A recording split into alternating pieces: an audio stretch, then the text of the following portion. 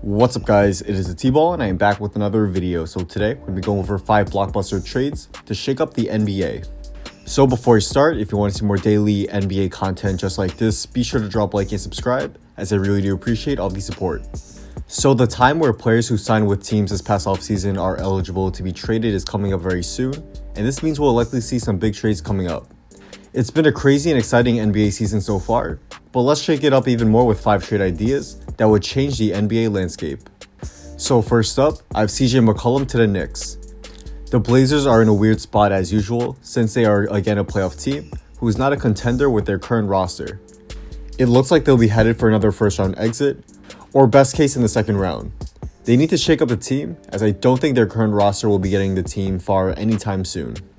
The Blazers should consider trading McCollum, who is a great scorer and shooter, but plays zero defense. He's a very talented scorer, but the Blazers already have Lillard, who is just that as well, but better than McCollum at that job. Portland should look for a deal that would get them another solid scorer, though likely not at the same level, and a young player who has the potential to become a disruptive and top defender in the future at the guard position. The Knicks have these players in Tim Hardaway Jr. and Frank Ntilikina. Hardaway Jr. has had a good season so far, averaging about 22 points, 3 assists, and 3 rebounds per game, and he's lived up to his contract.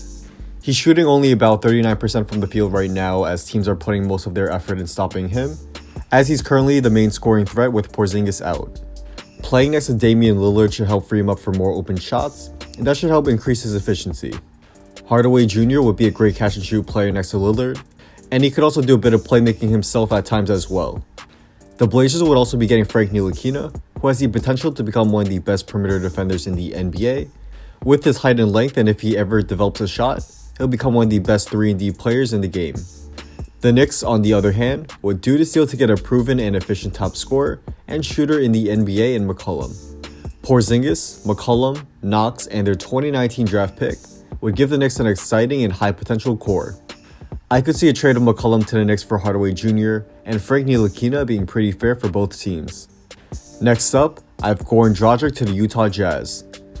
The Jazz have struggled out of the gate with a 13-13 record, and there's just been a lot of problems with the team.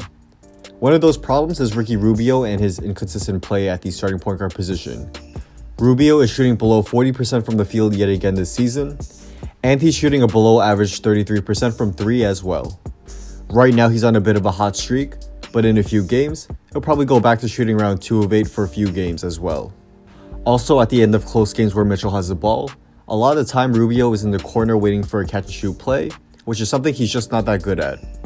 I think the Jazz will be better with a point guard who can do some playmaking throughout the game, but is also a good shooter and off-ball player as well. And this is where I think Dragic would come in. He'd be a great fit next to Mitchell, as he's a good playmaker, averaging 4.8 assists per game and shooting 46.7% from the field and 36.3% from 3 throughout his career. He's dealt with some injuries this season, so he hasn't played much, but once he is healthy, I think he would be a great fit next to Mitchell. The Heat would do this trade with Dragic getting up there in age, and he's likely not a part of their future. Rubio is 4 years younger, and the Heat may look to re-sign him this offseason if he does in fact play well. Rubio will be a great playmaker and setup man for Whiteside and Bam, as he'd help get these guys easy buckets.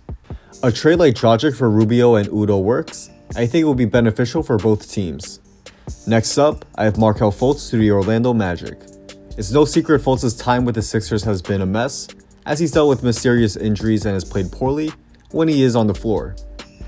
With the addition of Jimmy Butler, it's obvious the Sixers are trying to win now, and they're not looking to wait for Fultz to develop if he even does. Fultz' game and lack of shot does not fit with the Sixers, as they already have Ben Simmons, who is the Sixers starting point guard and also cannot shoot. Philadelphia should try to get some assets for Fultz before his value falls even more, as there are some teams who are interested in having possibly a point guard of the future. Remember, it was not too long ago when Fultz was the number 1 overall pick and had a ton of hype around him. Actually, it was just last year, and in Washington he showed the potential to become a dynamic scorer and playmaker for a team. A team like the Orlando Magic should take a flyer on Fultz, as they are currently starting DJ Augustin, who is 31 years old, and behind him, there really aren't any good point guard options.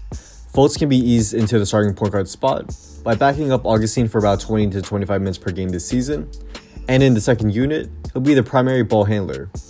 This would play to Fultz' strengths, as off the ball, he simply is not a threat. A deal like Terrence Ross and a protected future first-round pick would be fair for both teams, as Ross has been having a great season off the bench so far. He's been the Magic's top scorer off the bench, averaging 14.4 points on 39.9% shooting from 3. He's a 6'7" shooting guard who can also play some small forward as well, and the Sixers could really use some help off the bench that they have been missing since Marco Bellinelli left this past offseason. So, the Sixers will be getting a nice piece for the present, and also a decent asset for the future as well. While it is definitely not worth the 2017 first overall pick looking back, it would be a good get for what has been a disastrous pick for Philly. And if you want to see either a Sixers or Magic game, definitely use SeatGeek, who is the sponsor of today's video. SeatGeek is a ticket app that takes the confusion out of buying tickets, and using the app you can see which ticket is a good deal which has a green dot, or a bad deal which has a red dot for any sporting event or concert. It's an easy to navigate app, and it's a must-have for anyone who's interested in attending an event. Use my discount code THETBALL to get $20 off your first purchase when you first sign up for an account, and I'll leave a link to the site where you could sign up, or you could also download the app on your phone as well, and use my code to get the discount there. So, next up I have Taurean Prince to the Portland Trail Blazers. The Blazers again come back in possible trades, but this time with Taurean Prince coming to Portland. Prince has struggled with the Hawks this season after a terrific finish to last season, but I think a lot of that is due to him being one of the focal points of the Hawks offense. He doesn't seem to be the player who should be a top option on a team, but playing next to Lillard or McCollum as a third or fourth option depending on what you think of Nurkic, I think he'll thrive. Prince would be a great catch-and-shoot player for the Blazers, and he can also do a bit of playmaking and ball handling as well when needed. He's currently averaging 15 points, 4 rebounds, 2.3 assists, and 1.1 steals per game, and I think he could provide similar production for the Blazers that is much needed.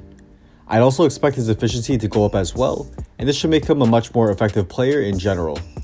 It would be hard for the Blazers to get a deal done though if the Hawks still believe in Prince, as their future is starting small forward as Prince is only 24 years old. However, if they believe he isn't, I could see a deal where the Blazers trade Swanigan, Layman, a future first round pick, and a future second round pick to the Hawks for Prince.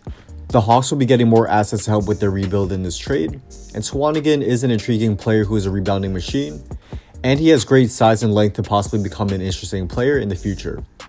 But with Prince on the team, a starting lineup of Lillard, McCollum, Prince, Aminu, and Nurkic would have a great combination of scoring, length, and defense that should help raise their ceiling in the Western Conference. And finally, I have Derrick Rose to the Boston Celtics.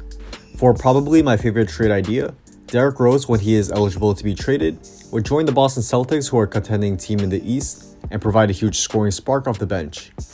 The new Derrick Rose can both score at the rim and shoot efficiently from 3, which is something the Celtics do in fact need. Boston has struggled from downtown this season, and Rose could provide some great spacing and shooting off the bench. He's shooting an incredible 47.5% from 3 this season, and he's a huge threat from anywhere and everywhere on the floor. But what would the Celtics trade to get Rose? I could see a deal where Rose, Nunnally, and a second round pick are traded to the Wolves for Terry Rozier. It would hurt the Celtics to give up on Rozier as he has showed the potential to be a starting point guard in this league with his solid play on both ends of the floor, but Irving is going to stay with the Celtics for the long run. In the offseason, the Celtics will not be able to afford to pay Irving a max deal and then $10 to $15 million per year for Rozier to be a backup point guard. It would be smart for Boston to trade him now, or he'll likely leave in the offseason for nothing. The Wolves would do this deal to get their starting point guard of the future in Rozier, and him and Tyus Jones would combine to make a very good defensive duo at the point guard position. Rozier would also form a solid young core for the Wolves along with Towns, Wiggins, Saric, and Covington. This would be a good trade for both teams in my opinion, and I would personally love to see this trade go down. So that's a wrap. Thanks guys for watching. If you guys enjoyed this video and want to see more daily NBA content just like this, be sure to drop a like and subscribe, and also be sure to turn on post notifications so you can stay updated on when my newest video will be coming out. Also, follow me on Instagram and hit me up if you want to talk about basketball, business, or have any video ideas you want me to do. Let me know as I do try to get back to all you guys there. Drop a comment down below on which trade you want to see. It doesn't have to be a trade in this video, but one that you may have thought up. Let me know as I do read all comments. I'm definitely interested to see what you guys have to say and some of your ideas. So, with all that being said, once again, thanks for watching, and hopefully, I'll see you guys soon for my next video. Peace.